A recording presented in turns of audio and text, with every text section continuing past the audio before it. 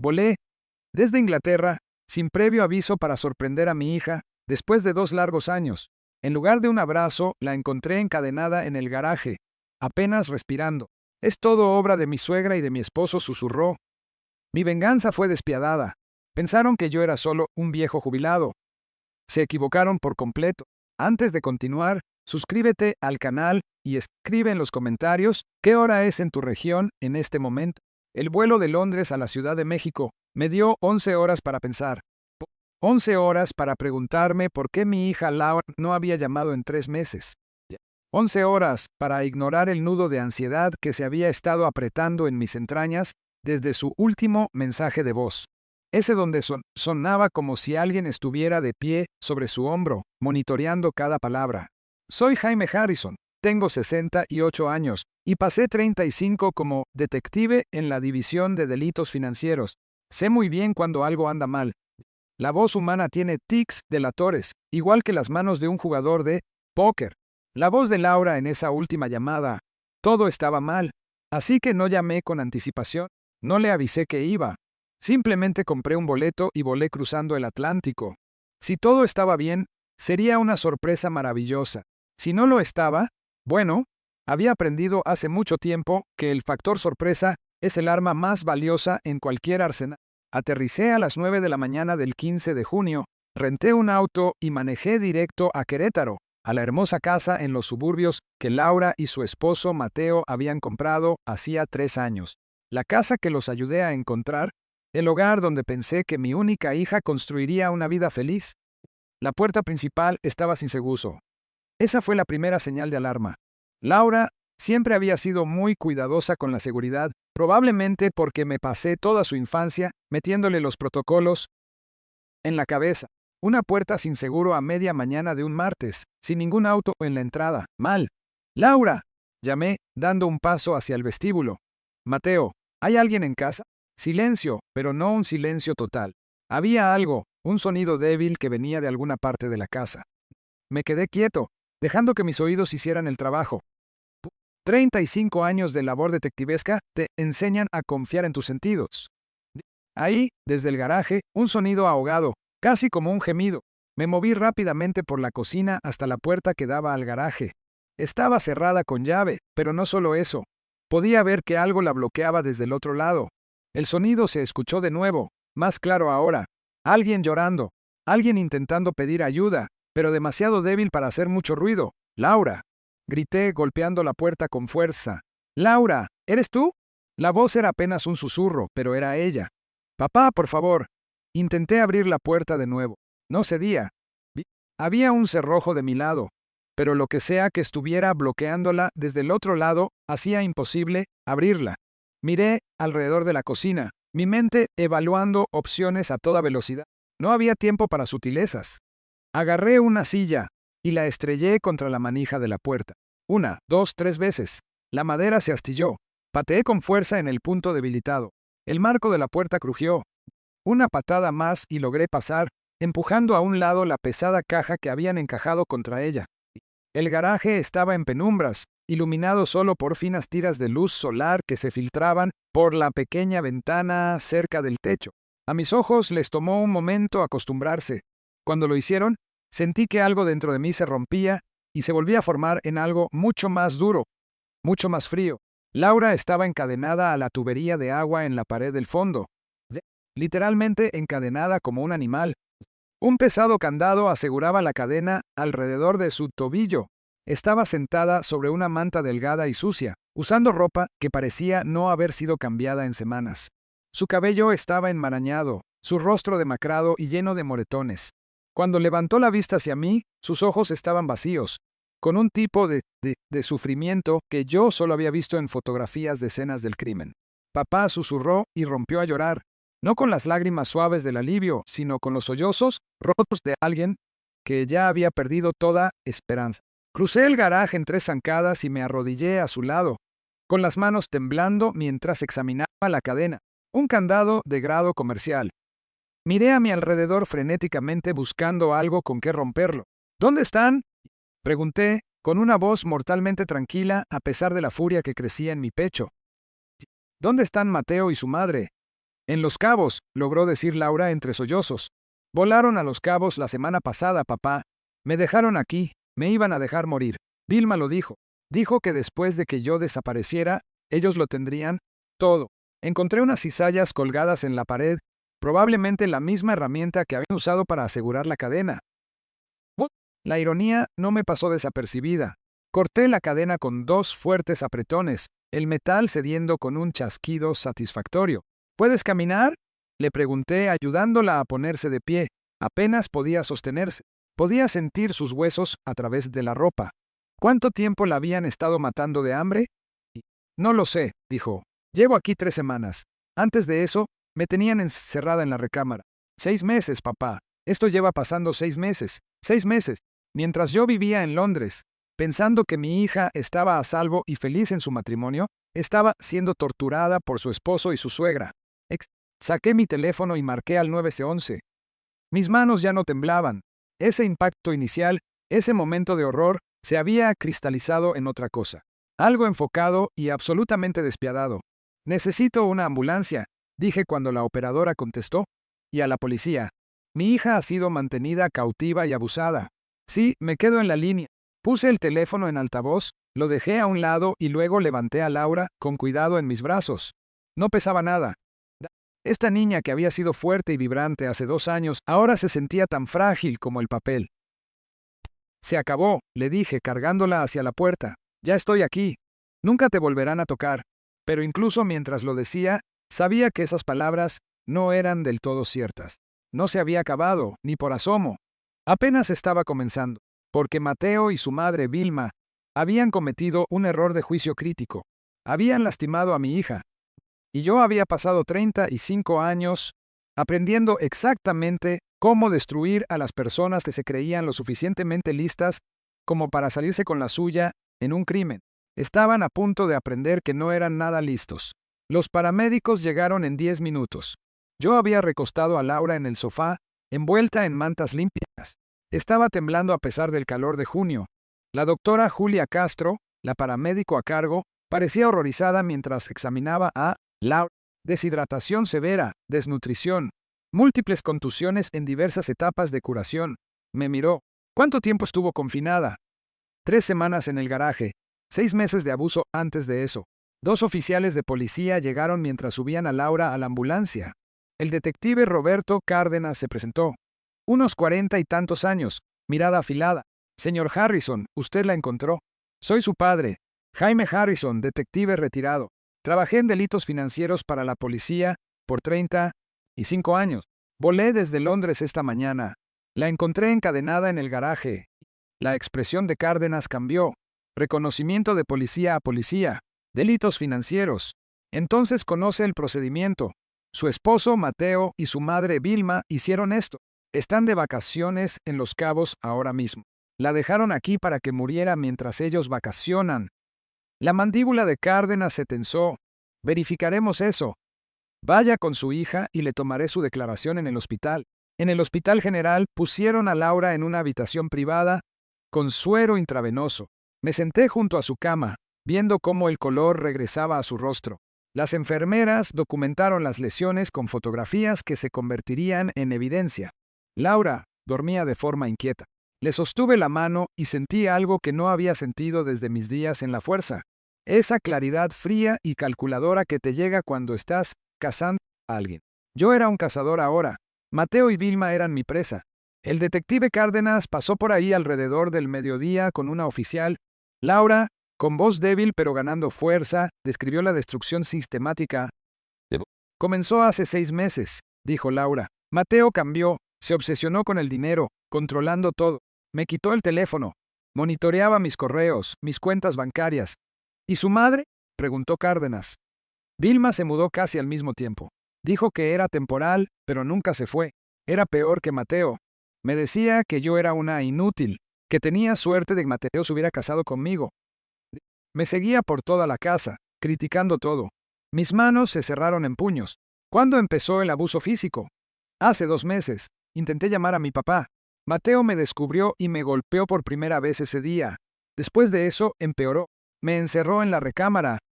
Vilma me llevaba comida una vez al día. solo lo suficiente para mantenerme viva. Me miraba comer, diciéndome que una vez que tuvieran acceso a todas mis cuentas, yo ya no sería necesaria. ¿Tus cuentas? Cárdenas me miró. Mi hija heredó $850,000 cuando su madre murió hace 5 años. La pluma de Cárdenas dejó de moverse. Esa cantidad de dinero era un motivo muy serio. Laura, necesito autorización para acceder a tus cuentas, tus documentos. Todo, ¿puedes hacerlo? Ella asintió. Se llevaron casi todo. Mateo me obligaba a firmar papeles, a transferir dinero. Tenía tanto miedo. Luego, hace 3 semanas, me encadenaron en el garaje y se fueron. Los escuché planear lo del viaje. Se reían de que por fin tendrían unas vacaciones. El rostro de la oficial palideció. Cárdenas siguió escribiendo, con una expresión tallada en piedra. Después de que se fueron, me quedé mirando a Laura dormir. Mi mente trabajaba en lo que tenía que suceder a continuación. Esto ya no se trataba de proteger a Laura. Esto se trataba de justicia. Justicia de verdad, del tipo que destruye mundos enteros.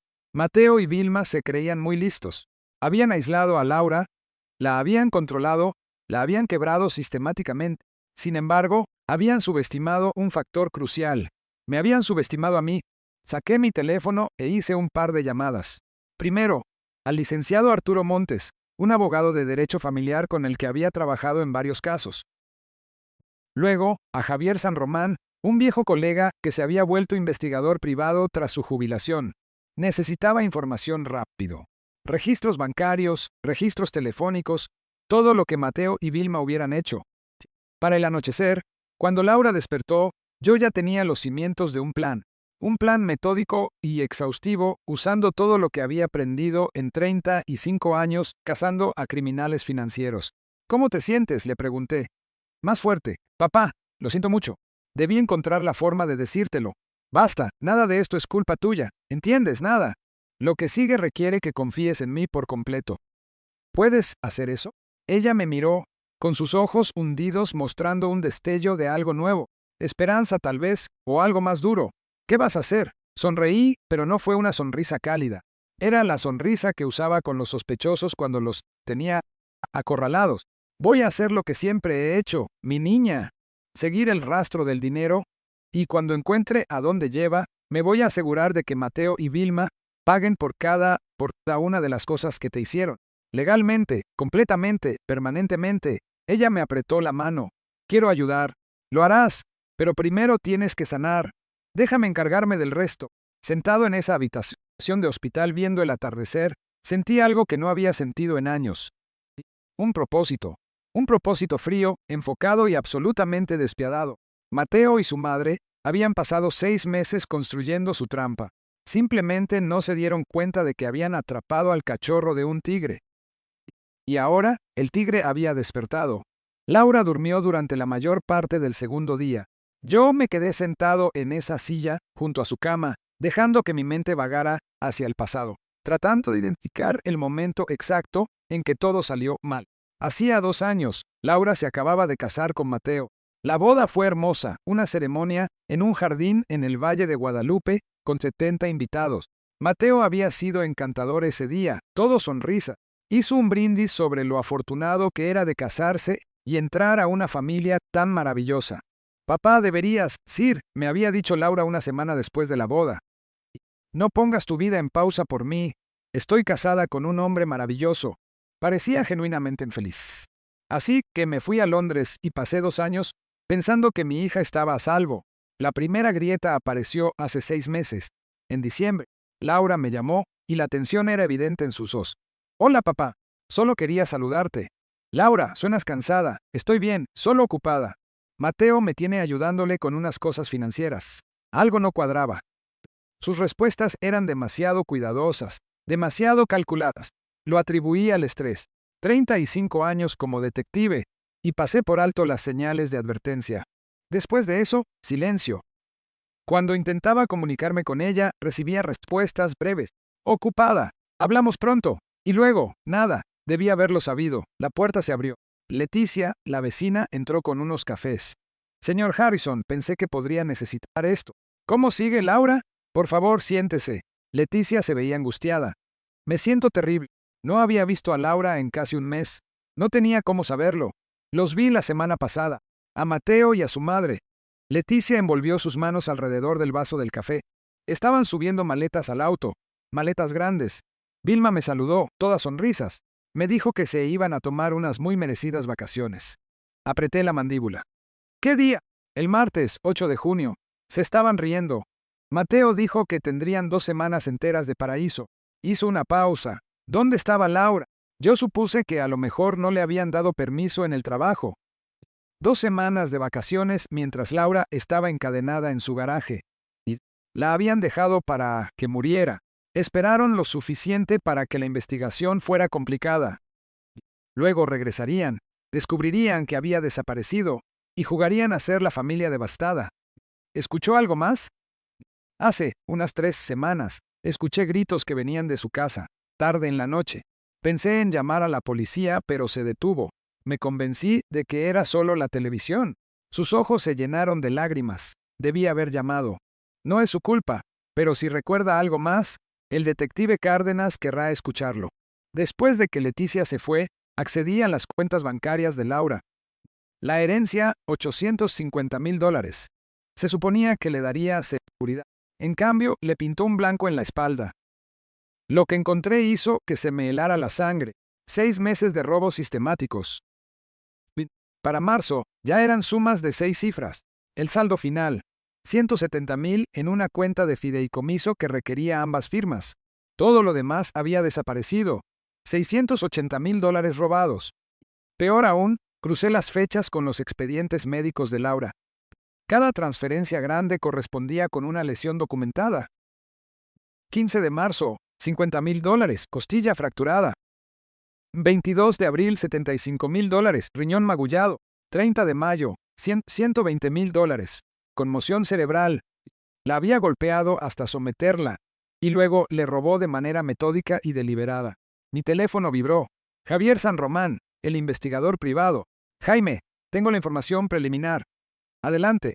Mateo, 42 años, trabaja en ventas de tecnología. O trabajaba. Lo despidieron hace 3 meses. Aquí es donde se pone interesante. Deudas de juego. $120,000 distribuidos. Lo han estado presionando para que pague. Las piezas encajaron. Mateo necesitaba dinero desesperadamente. Laura tenía dinero. Una ecuación simple. ¿Qué hay de la madre? Vilma, 64 años. Se ha declarado en bancarrota 2 veces. Sin empleo fijo desde 2018. También tiene antecedentes. Un fraude menor en 2012. Intentó estafar a un vecino anciano con $50,000 usando un esquema de inversión falso. Por supuesto, este no era el primer rodeo de Mateo. Hay más. Mateo y Vilma tienen una cuenta mancomunada. La mayor parte del dinero de Laura fue directamente de la cuenta personal de Mateo a esa cuenta conjunta. Se lo han estado dividiendo mitad y mitad. Esto no era solo abuso o robo, era una operación planeada. Madre e hijo trabajando juntos para dejar a mi hija en la calle. Y cuando le quitaron todo, decidieron eliminar a la testigo. Sigue escarbando. Lo quiero todo. Registros bancarios, registros telefónicos, correos electrónicos, redes sociales. Lo tienes, Jaime. Consíguelos. Colgué y miré a Laura, que seguía durmiendo en esa cama de hospital. Se veía tan frágil. Nada que ver con la mujer vibrante que había estado en ese jardín del Valle de Guadalupe hacía 2 años, llena de esperanzas y planes para el futuro. Mateo y Vilma no volverían de sus vacaciones hasta dentro de una semana. Tenía 7 días para construir un caso tan hermético que jamás volverían a ver la luz del sol. 7 días para reunir cada pieza de evidencia, documentar cada delito, preparar cada moción legal. Abrí una nueva nota en mi teléfono y empecé a escribir. Todo detective sabe que los casos se ganan en la documentación. Cada hecho, cada dólar, cada moretón. Armaría este caso de la misma forma en que había armado cientos de otros, pieza por pieza, metódicamente, sin dejar nada al azar. Solo que esta vez era personal. A la mañana siguiente, el detective Cárdenas me trajo el teléfono de Laura. Los forenses habían extraído todo. Mensajes de texto, correos, fotos, registros de llamadas. Te lo advierto, dijo Cárdenas, es duro. Esperé hasta que se fue. Los mensajes de texto entre Laura y Mateo contaban la historia. Enero. ¿Dónde estás? ¿Por qué no contestaste? Febrero. Yo manejo nuestras finanzas ahora, no me vuelvas a cuestionar. Marzo. Firma los papeles. No hagas esto más difícil. Si le dices a alguien, te irá peor. Abril. Tú te buscaste esto. Mi madre tiene razón sobre ti. Me temblaban las manos. Dejé el teléfono, respiré 3 veces y lo volví a tomar. Las fotos eran peores. Una mejilla amoratada, un labio partido, moretones con forma de dedos en los brazos. Laura había documentado las lesiones en secreto, esperando tener la oportunidad de usarlas.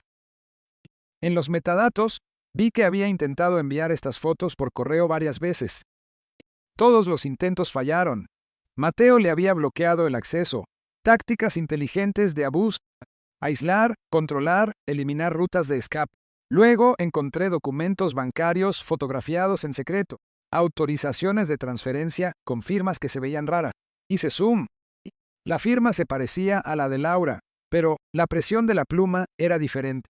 El lazo de la L era demasiado ancho. Falsificación. Mateo no solo la había coaccionado, había falsificado su firma en múltiples documentos. Le envié todo al licenciado Arturo Montes y luego lo llamé. Arturo, revisa tu correo. Necesito un perito en grafoscopía para ayer. Estoy mirando ahora. Dios santo. La voz de Arturo se endureció. Jaime, esto es fraude criminal grave. Posible tiempo en prisión. Esa es la idea. ¿Qué tan rápido puedes hacer que examinen los documentos? Conozco a alguien. 48 horas. Pero esto lo cambia todo. Estamos hablando de un proceso penal. Bien. ¿Qué hay sobre congelar las cuentas de Mateo? Con esta evidencia podemos conseguir una orden de restricción de emergencia y el congelamiento de activos para el final del día. La ley es muy clara sobre la protección a víctimas de violencia doméstica. En cuanto le muestre a la jueza estas fotos y los registros bancarios, Mateo no podrá tocar ni un centavo. Hazlo. Regresé al teléfono de Laura y me desplacé por sus contactos. Reconocí la mayoría de los nombres. Luego vi, Vilma B, no contestar. Los mensajes de Vilma eran venenosos. No eres lo suficientemente buena para mi hijo. Cuando se dé cuenta de su error, no esperes simpatía. Y recientemente, tu dinero no durará para siempre, querida, y tú tampoco. Amenazas. Amenazas claras y documentadas. Seguí bajando. Encontré un texto de un número desconocido fechado hacía 2 semanas. ¿Solo sigue en pie el almuerzo del próximo jueves? Buto. La respuesta desde el número de Laura. No puedo ir, muy ocupada con arreglos en la casa. Pero Laura no había enviado eso. Ella había estado encerrada en la recámara. Revisé los metadatos. Fue enviado desde el teléfono de Laura, pero desde coordenadas diferentes. Un restaurante en el centro de la ciudad. Mateo le había quitado el teléfono a Laura. Se había estado haciendo pasar por ella, manteniendo la ilusión de que todo estaba normal. Le envié las capturas de pantalla a Cárdenas por correo. Evidencia de robo de identidad y fraude. Mateo haciéndose pasar por Laura vía mensaje de texto. Laura se movió en la cama. Papá, aquí estoy. ¿Cómo te sientes? Cansada. Se acomodó, haciendo una mueca de dolor. ¿Qué estás haciendo? Armando un caso. Laura, ¿Mateo te hizo firmar documentos que no entendías? Ella desvió la mirada. Sí, me dijo que era para los impuestos. Tenía unos papeles. Intenté leerlos, pero me apresuraba. Decía que teníamos una fecha límite. ¿Firmaste un documento transfiriendo la casa a su nombre en abril? Sí. Dijo que era solo para fines fiscales, que mi nombre seguiría estando ahí legalmente. ¿Me mintió? Me temo que sí. La casa está completamente a su nombre, pero ya lo estamos solucionando. Arturo presentará hoy los papeles para revertir todo. Los ojos de Laura se llenaron de lágrimas. Soy tan estúpida. Debí haberme dado cuenta. Basta, no eres estúpida. Fuiste aislada, aterrorizada y sistemáticamente manipulada por alguien que pasó meses quebrándote. Esto no es tu culpa. Nada de esto. Pero el dinero se puede recuperar. Mateo y Vilma cometieron errores. Muchos se volvieron codiciosos, descuidados. Mi teléfono vibró. Era Arturo. Orden de restricción de emergencia concedida. Todas las cuentas congeladas. La jueza quiere vernos el lunes. Tenías razón. La jueza está furiosa. Le mostré la pantalla a Laura. Ya empezó. Mateo y Vilma están de vacaciones, pensando que la vida es bella. Cuando aterricen la próxima semana, la policía los estará esperando. Sin dinero, sin casa, sin acceso a ti. Solo esposas en las muñecas. La expresión de Laura cambió. Algo duro parpadeó en sus ojos. ¡Qué bueno! Quiero estar ahí cuando se den cuenta. Quiero ver sus caras. Ahí estaba. La chispa que había estado esperando. Mi hija ya no era solo una víctima. Se estaba enojando. Lo estarás. Nos aseguraremos de ello. Pasé el resto del día coordinando cosas. Javier llamó con más información. Vilma había investigado en Internet cómo reportar a alguien como desaparecido y cuánto tiempo tenía que pasar antes de ser declarado muerto. Mateo había buscado países sin tratados de extradición y cómo transferir dinero al extranjero. Planeaban huir, llevarse el dinero de Laura y desaparecer, excepto que Laura nunca sería reportada como desaparecida porque estaría muerta, y nadie pensaría en buscarla hasta que fuera demasiado tarde. Era una planificación sólida, casi profesional. Si yo no hubiera aparecido cuando lo hice, habría funcionado. Pero yo aparecí y ahora iban a aprender lo que pasa cuando subestimas el amor de un padre y las habilidades de un detective. Papá, la voz de Laura me trajo de vuelta. Gracias por volver a casa, por no rendirte. Miré a mi hija golpeada y rota, pero viva. Laura, necesito que entiendas algo. Lo que viene a continuación no se trata de piedad ni de perdón. Se trata de asegurarnos de que nunca vuelvan a lastimar a nadie. ¿Puedes aceptar eso? Me miró a los ojos, sí. Hazlos pagar por todo. Esa es la intención. Dieron de alta a Laura la mañana del 19 de junio, 4 días después de que la encontré. Los médicos querían dejarla más tiempo, pero Laura insistió en que necesitaba irse. Yo la entendía. Los hospitales se sienten como prisiones cuando acabas de escapar de una de verdad. Había rentado un departamento amueblado en una zona segura de la ciudad el día anterior. 2 habitaciones, edificio con seguridad, portero las 24 horas. Nada parecido a la casa que había compartido con Mateo. Este lugar era temporal, anónimo, seguro. Laura se sentó en el sofá de la sala, envuelta en una manta a pesar del calor de junio. Se veía mejor, con algo de color en el rostro. Los sueros habían hecho su trabajo, pero sus ojos seguían teniendo esa mirada atormentada. ¿Vos?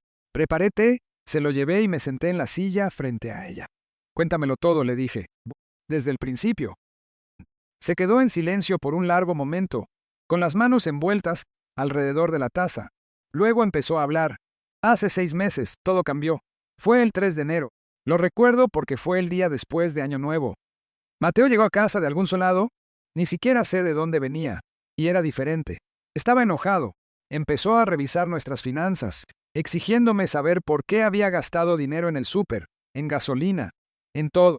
Pensé que estaba estresado por el trabajo. ¿Lo estaba? Pregunté. No, me enteré después de que lo habían despedido en diciembre, nunca me lo dijo.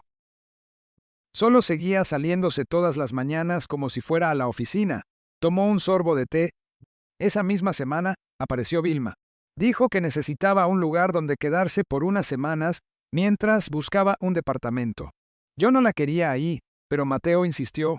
Dijo que era temporal. Me quedé callado, dejándola hablar. Vilma fue horrible desde el primer día. Me seguía por toda la casa criticando todo. Mi forma de cocinar, mi forma de vestir. Le decía a Mateo que yo estaba desperdiciando el dinero, que era una floja, que no lo cuidaba como debía. Y Mateo empezó a creerle, o a lo mejor siempre le creyó y solo dejó de disimularlo. Las manos de Laura temblaban ahora. Me moví para sentarme a su lado y le pasé el brazo por los hombros. Para febrero, Vilma ya se había adueñado de la casa. Revisaba mis cosas, mis papeles. Me preguntaba por mis cuentas.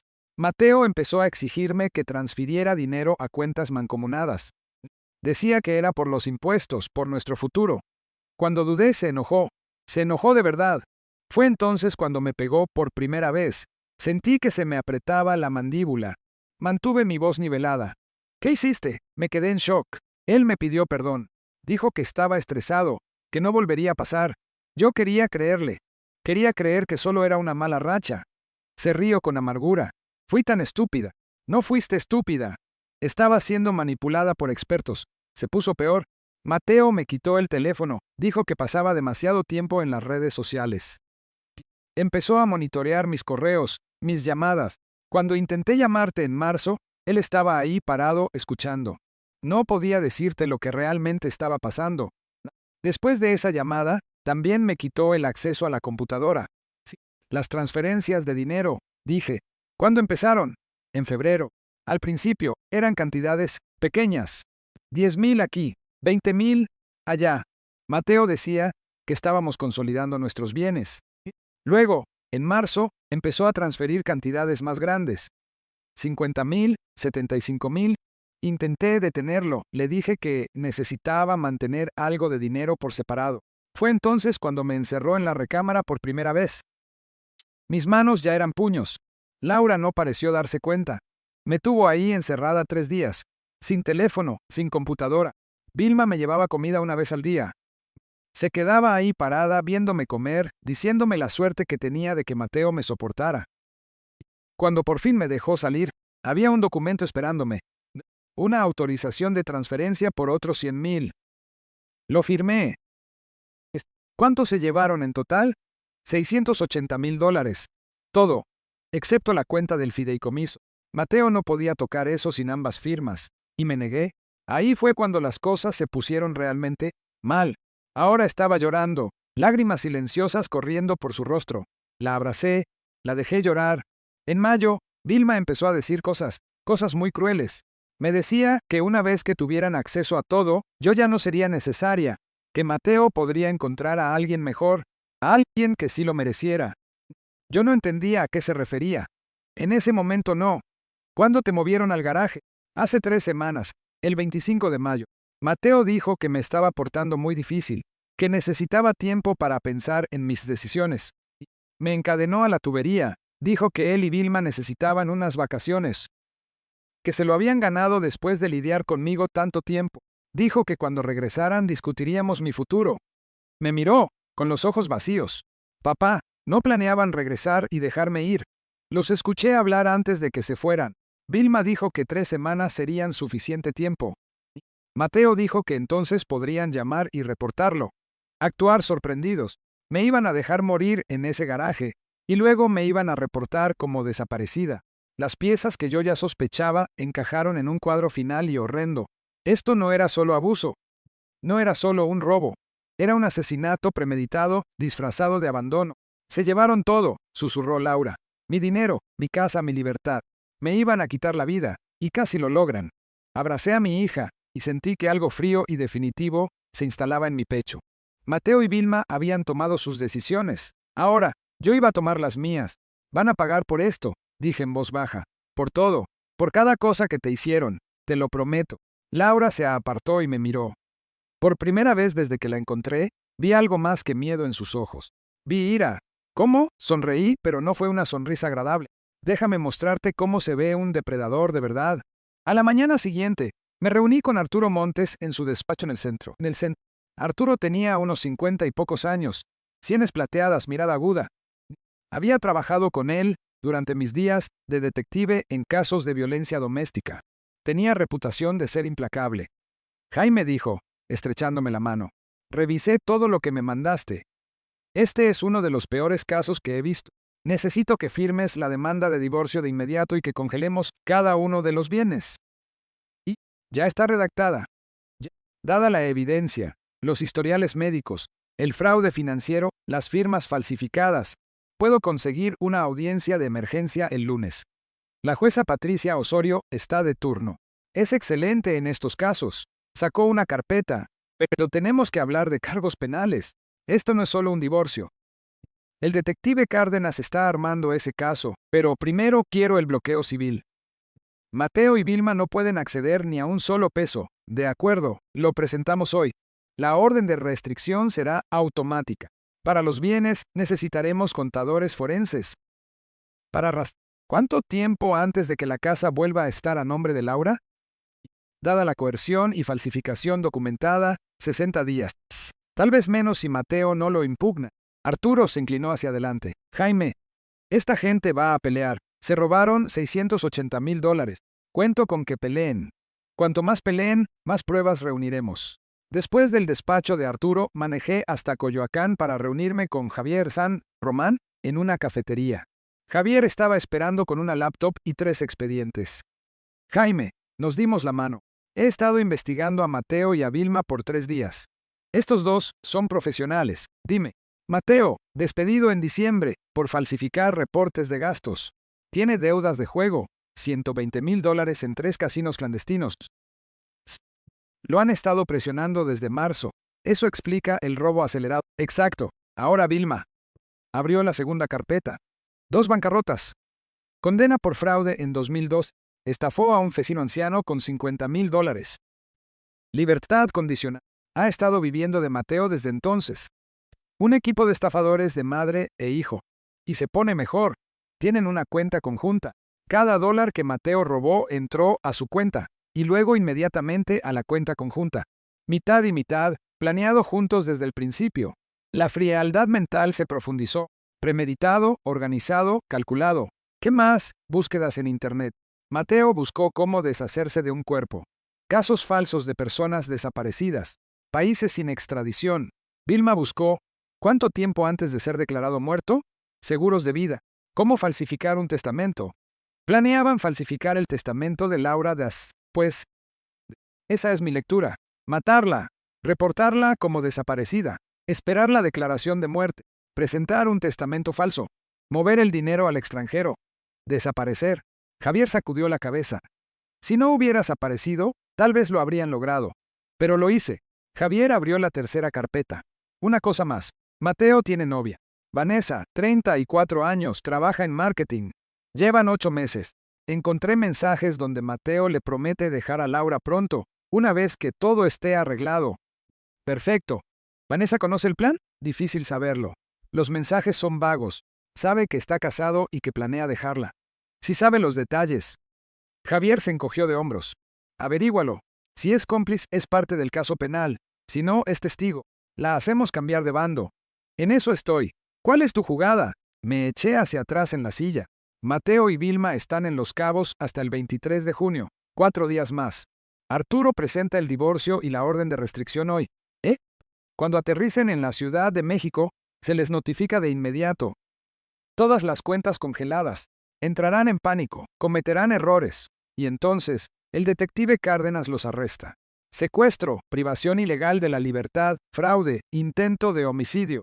Mientras estén en la cárcel, desmantelamos sus vidas, recuperamos cada dólar, destruimos sus reputaciones y nos aseguramos de que nunca vuelvan a lastimar a nadie. Javier sonrió con severidad. Recuérdame nunca hacerme enemigo tuyo. Deberían haber recordado que no soy solo un padre. Soy un detective que pasó 35 años cazando a personas que se creían más listas que el sistema. Me puse de pie. Sigue buscando. Registros telefónicos, tarjetas de crédito, testigos, todo lo que sirva para enterrarlos. Lo tienes. Manejé de regreso. Laura estaba junto a la ventana mirando la ciudad. ¿Cómo te fue? Preguntó. Arturo presenta todo hoy. Javier encontró evidencia de que planeaban falsificar tu testamento después de muerta. Mateo tiene una novia que creía que se iba a quedar con un soltero millonario. Me senté a su lado. Los tenemos. Cada pieza de evidencia que necesitamos. Ella se quedó callada. Bien, quiero que sufran de la misma forma en que me hicieron sufrir a mí. Lo harán. Pero vamos a hacer esto, legalmente, metódicamente, permanentemente. Cuando esto termine, no solo estarán en prisión, estarán arruinados financieramente, destruidos socialmente y con antecedentes penales que los perseguirán para siempre. ¿Cuándo se enteran? En 4 días. Cuando aterricen, la policía los estará esperando. Luego empieza la verdadera diversión. Laura sonrió por primera vez desde que la encontré. No era una sonrisa feliz. Era la sonrisa de alguien que había sobrevivido a algo terrible y estaba a punto de ver a sus torturadores enfrentar a la justicia. Yo reconocí esa sonrisa. La había visto en el espejo esa misma mañana, el 23 de junio, el día que terminaban las vacaciones de Mateo y Vilma. Yo estaba de pie en la zona de llegadas nacionales del Aeropuerto Internacional de la Ciudad de México, posicionado cerca de la cafetería, con una vista clara de las puertas. El detective Cárdenas estaba en algún lugar de la terminal con 2 oficiales uniformados. Arturo había presentado todo el papeleo 2 días antes. Orden de restricción activa, cuentas congeladas, trampa lista. Todo lo que teníamos que hacer era esperar. Laura había querido venir, pero la convencí de que no lo hiciera. Créeme, no quieres estar aquí para esto. El vuelo aterrizó a las 2:47 de la tarde. Reclamo de equipaje, otros 20 minutos mínimo. Bebí mi café y miré la pantalla de llegadas. A las 3:12 los vi.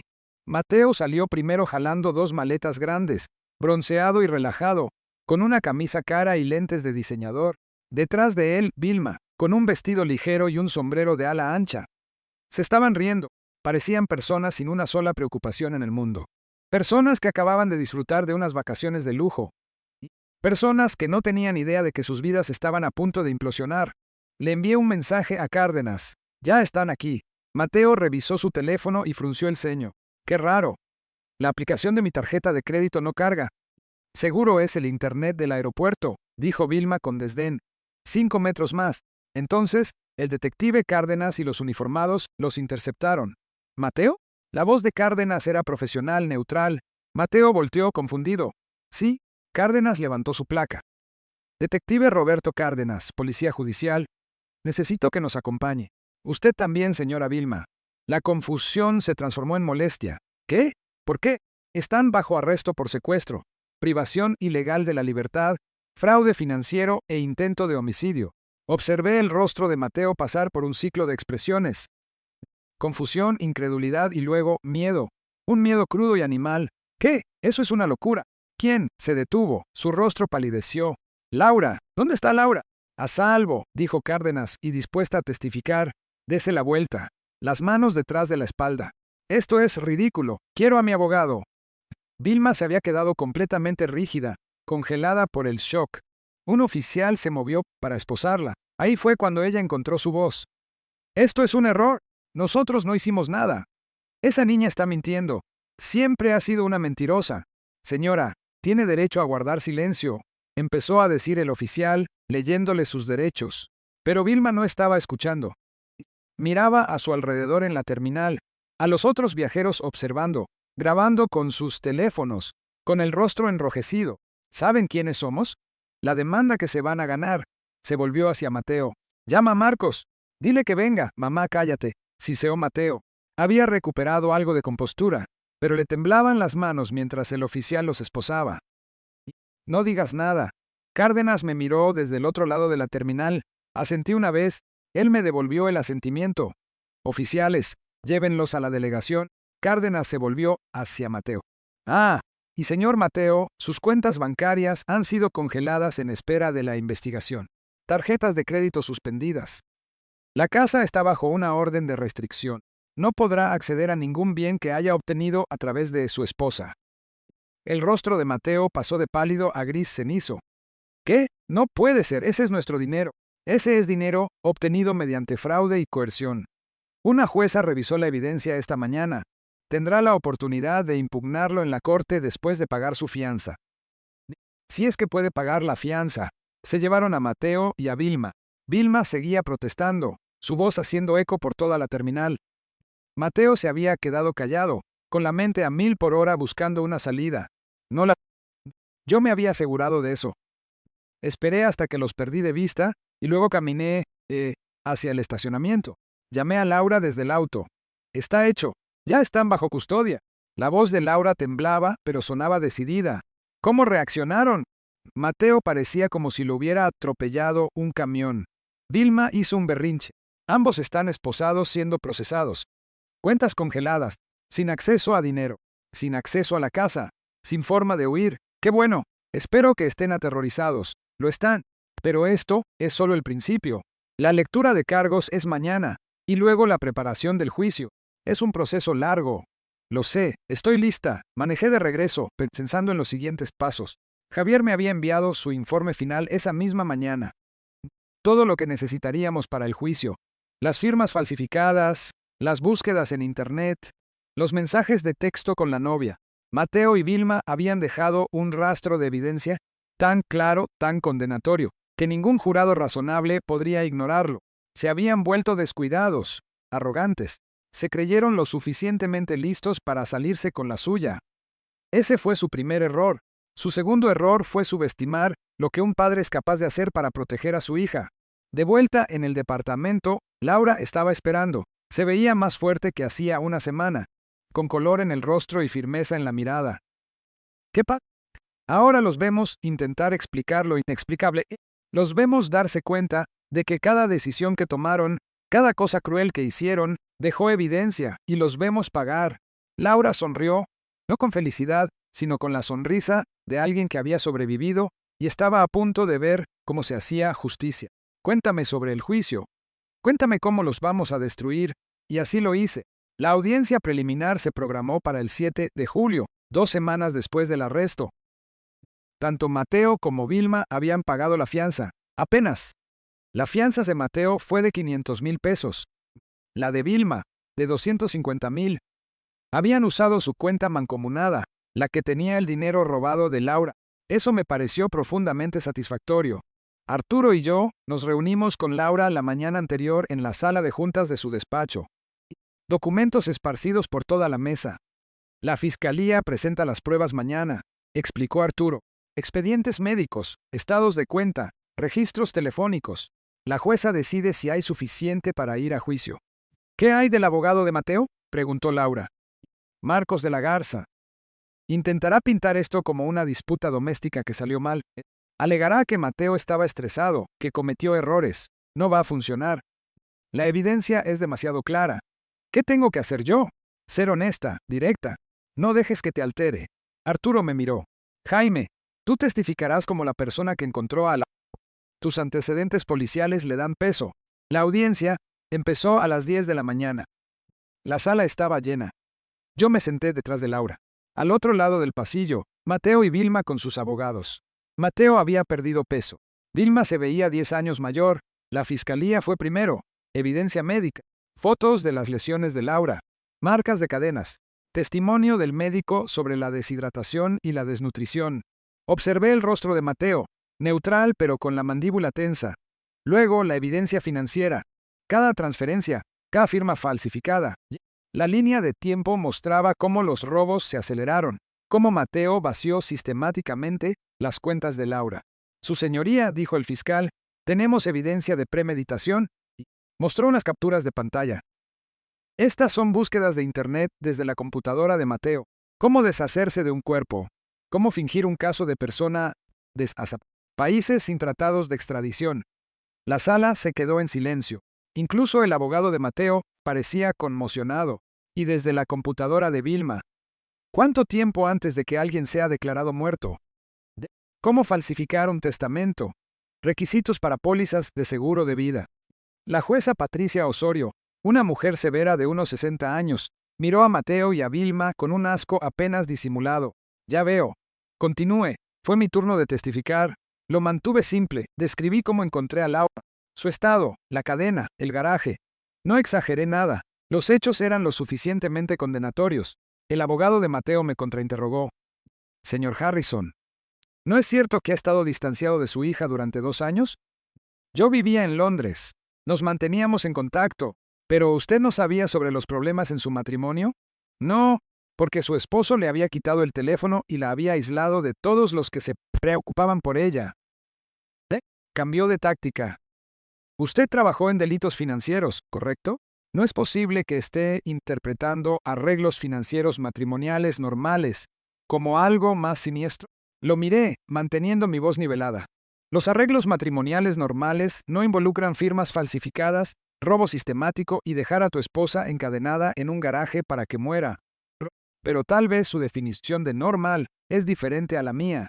Varias personas en la sala se rieron. La jueza pidió su silencio. El arma secreta de la fiscalía vino después. Vanessa, la novia de Mateo. Javier la había rastreado. La fiscalía le ofreció inmunidad a cambio de su testimonio. 34 años. Claramente aterrorizada. Subió al estrado con renuencia. Señorita Vanessa, ¿cuánto tiempo lleva saliendo con Mateo? 8 meses. ¿Le dijo que estaba casado? Sí. Dijo que iba a dejar a su esposa, que una vez que arreglara sus finanzas, estaríamos juntos. ¿Alguna vez discutió sus planes para su esposa? La voz de Vanessa bajó. Dijo que Laura estaría fuera de la jugada pronto. Pensé que se refería al divorcio. Yo no lo sabía. ¿Vio este mensaje de texto? El fiscal le mostró una hoja impresa. Todo se resolverá en 3 semanas. Entonces solo seremos tú y yo. Y suficiente dinero para ir a cualquier parte. El rostro de Vanessa se desmoronó. Yo no entendía a qué se refería. Mateo explotó. Está mintiendo. Yo nunca dije eso. La jueza golpeó el mallete. Señor Mateo, contrólese o será retirado de la sala. El abogado de Mateo lo agarró del brazo. Mateo se dejó caer en la silla, con el rostro rojo de rabia. La audiencia duró 4 horas. Cuando terminó, la jueza Osorio apenas y deliberó. Encuentro evidencia suficiente para proceder a juicio por todos los cargos. La fianza se mantendrá como está, pero a ambos acusados se les colocará monitoreo por GPS. El juicio comienza el 1 de agosto. Miró a Mateo y a Vilma. Les sugiero que consideren la contundencia de las pruebas en su contra. Afuera, los reporteros se arremolinaron. Guié a Laura hacia el auto de Arturo, pero alcancé a escuchar una pregunta. Señor Mateo, ¿tiene algún comentario? Miré hacia atrás. Mateo estaba rodeado de cámaras, luciendo acorralado. Esto es un malentendido. Mi esposa y yo teníamos problemas. Sí, pero yo nunca... ¿Qué hay de las búsquedas sobre cómo deshacerse de un cuerpo? Gritó otro reportero. El rostro de Mateo palideció. Su abogado se lo llevó a tirones. En el auto, Laura iba callada. ¿Estás bien? Sigo pensando en cómo se veía cuando mostraron las búsquedas. Cuando Vanessa testificó. No podía creer que esto le estuviera pasando a él. Las personas como Mateo y Vilma siempre piensan que se van a salir con la suya. Piensan que son más listos que todos los demás, que las reglas no aplican para ellos. La miré. Pero sí aplican. Y ahora lo están aprendiendo. Laura asintió. Bien, porque quiero que entiendan exactamente lo que hicieron. Quiero que enfrenten cada consecuencia. Lo harán. El juicio es en 3 semanas. Para cuando terminemos, Mateo y Vilma no solo estarán en prisión.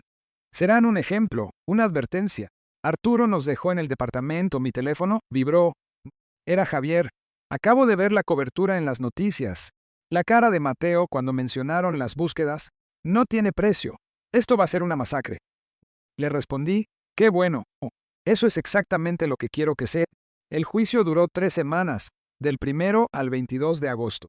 Todos los días, Arturo y yo nos sentábamos con Laura mientras la fiscalía construía metódicamente su caso.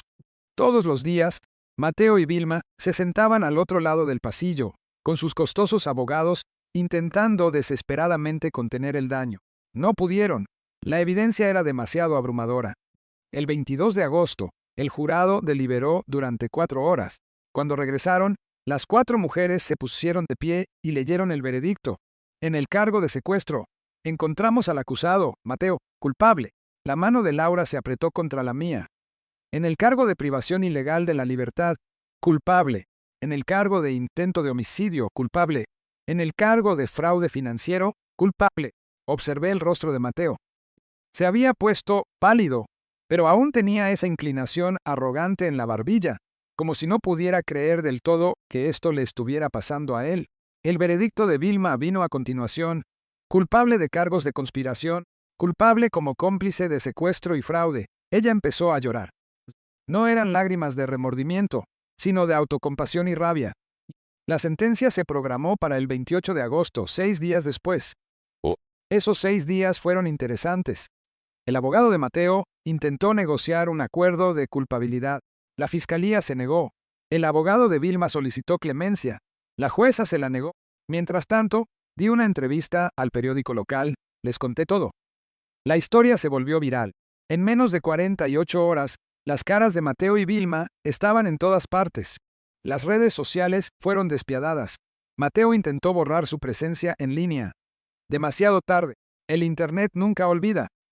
El 28 de agosto regresamos a la corte para la sentencia. La sala estaba a reventar.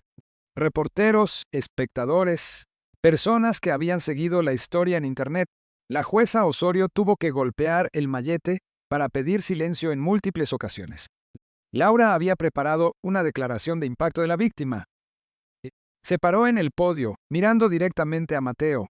Me dijiste que me amabas. En lugar de eso, intentaste quitarme la vida. Tú y tu madre planearon dejarme morir, pero no morí. Y ahora vas a pasar años entendiendo lo que significa perderlo todo. Se sentó. Vilma intentó decir algo, pero su abogado la hizo callar. La jueza Osorio se acomodó los lentes. He presidido muchos casos en mi carrera. Este está entre los más perturbadores. La naturaleza sistemática del abuso, la explotación financiera, la premeditación. Este no fue un crimen pasional, fue una crueldad calculada. Miró a Mateo. Mateo, se le condena a 15 años en la prisión estatal sin posibilidad de libertad condicional por 5 años. Adicionalmente, se le ordena pagar $300,000 en restitución a la víctima. El rostro de Mateo se aflojó por el shock. Vilma, se le condena a 8 años en la prisión estatal. También será considerada solidariamente responsable de la restitución. Vilma explotó. Esto es una locura. Nosotros no hicimos nada malo. Esa niña manipuló a todos. Ella, señora Vilma, un arrebato más y le agregaré cargos por desacato. La voz de la jueza Osorio era hielo. Oficiales, retiren a los acusados. Mientras se llevaban a Mateo y a Vilma esposados, Vilma se volteó y me gritó. Destruiste la vida de mi hijo. Destruiste todo. Me puse de pie y la miré con calma. No. Él destruyó su propia vida cuando decidió que el dinero era más importante que las personas. Las palabras fueron dichas en voz baja, pero en la sala silenciosa, todos las escucharon. Mateo no dijo nada. Solo se quedó mirándome, entendiendo finalmente que esto era real, que había perdido, que sus cuidadosos planes se habían derrumbado, porque había subestimado a la única persona que nunca dejó de luchar por Laura. Se los llevaron. La sala estalló en murmullos. Los reporteros se abalanzaron hacia adelante. Arturo nos guió hacia una salida lateral. Afuera, Laura se detuvo y se volvió hacia mí. De verdad se acabó. El caso penal sí, pero hay más. Saqué mi teléfono y le mostré el correo del despacho de Arturo. La casa está siendo transferida de nuevo a tu nombre.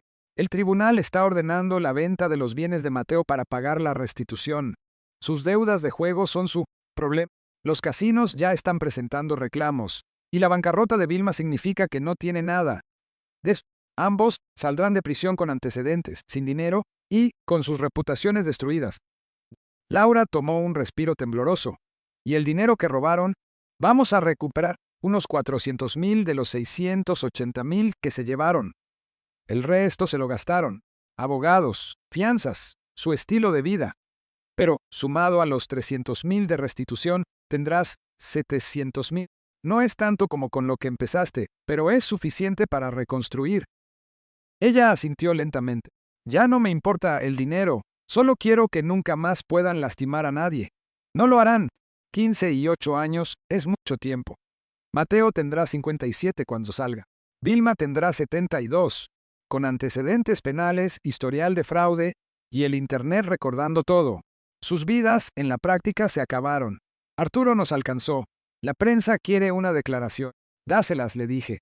Diles que se hizo justicia. Diles que los depredadores que se creen lo suficientemente listos como para salirse con la suya en un crimen deberían recordar una cosa. Siempre hay alguien más inteligente, más decidido y más despiadado que ellos. Arturo sonrió sombríamente. Lo frasearé de manera más diplomática, pero sí, ese es el mensaje. Manejamos de regreso al departamento. Laura iba callada, procesándolo todo. Yo la entendía. Hacía 3 meses estaba encadenada en un garaje, convencida de que iba a morir. Ahora, sus abusadores iban a prisión. Tenía su dinero de vuelta y tenía su vida de vuelta. Papá, dijo mientras entrábamos al estacionamiento.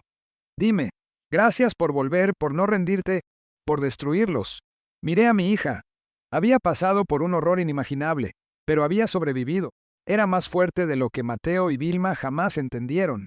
Tú habrías hecho lo mismo por mí, dije simplemente. Ella sonrió, una sonrisa de verdad esta vez. Sí, lo habría hecho. 3 meses después, el 28 de noviembre, el nuevo departamento de Laura era pequeño pero luminoso, lleno de plantas y libros. En el centro de la ciudad, un edificio seguro, un buen vecindario. La casa se había vendido en octubre por $1,180,000. Después de comisiones y la hipoteca, a Laura le quedaron 960,000 limpios. Sumado a los fondos recuperados y la restitución, tenía cerca de 1.7 millones. Había invertido la mayor parte de manera conservadora y usaba una parte para su terapia. 3 sesiones a la semana.